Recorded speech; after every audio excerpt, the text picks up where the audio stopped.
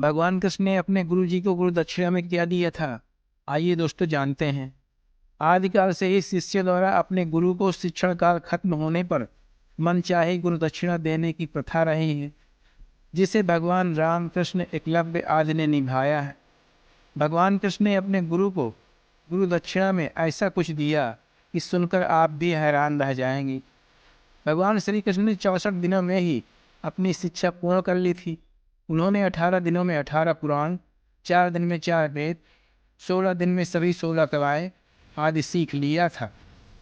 तब श्री कृष्ण ने अपने गुरु संदीपन जी से गुरु दक्षिणा मांगने को कहा, परंतु गुरु जी ने दक्षिणा लेने से मना कर दिया। तब भगवान कृष्ण ने गुरु दक्षिणा की रीत को पूरा करने का निवेदन किया, परंतु जब गुरु माता आई तो उन्होंने कहा कि यदि आप हमें गुरु दक्षिणा देना ही चाहते हैं तो जो हमारा पुत्र अकाल मौत को प्राप्त हुआ था उसे आप जीवित कर दीजिए। तब दोनों भाई समुद्र के पास पहुँचे जहाँ से उनका पुत्र खोया था, और प्रभु ने समुद्र से कहा कि हमारे गुरु संदीपन जी के पुत्र को वापस करो।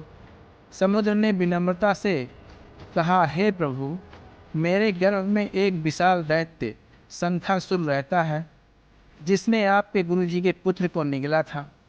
इतना कहते ही श्री कृष्ण और बलराम समुद्र के गर्भ में जाकर शंखासुर राक्षस का वध कर देते हैं। तब दोनों भाई यमपुरी पहुँचे तथा उन्होंने यमराज से गुरुपुत्र को वापस करने की मांग की। यमराज भगवान कृष्ण को पहचान नहीं पाए और उनके साथ युद्ध करने लगे। जब यमराज समझ गए कि ये तो भगवान कृष्ण हैं, तो उन्होंने गुरुपुत्र को लौटा दिया। तब भगवान ने आकर अपनी गुरुमाता को उनका पुत्र लौटाकर अपनी गुरु दक्षिणा पूरी की। तब गुरु माता ने श्री कृष्ण को आशीर्वाद दिया, यदि मैंने अपने पति की निष्ठापूर्वक सेवा की है तो आज मैं अपने पति भक्ति का सारा फल तुम्हें प्रदान करती हूँ। और कहती हैं कि जिस प्रकार से आज आपने मेरे दुख को दूर किया है, उसी प्रकार भगवान तुम्हें सारे संसार का दुख दूर करने की शक्ति प्रदान करें। तब श्री कृष्ण ने गुरु माता से कहा, आज आपसे ये आशीर्वाद पाकर मेरा इस धरती पर जन्म लेना सार्थक हो गया। तब दोनों भाई गुरु और गुरु माता के चरण स्पर्श करके विदा ले लेते हैं।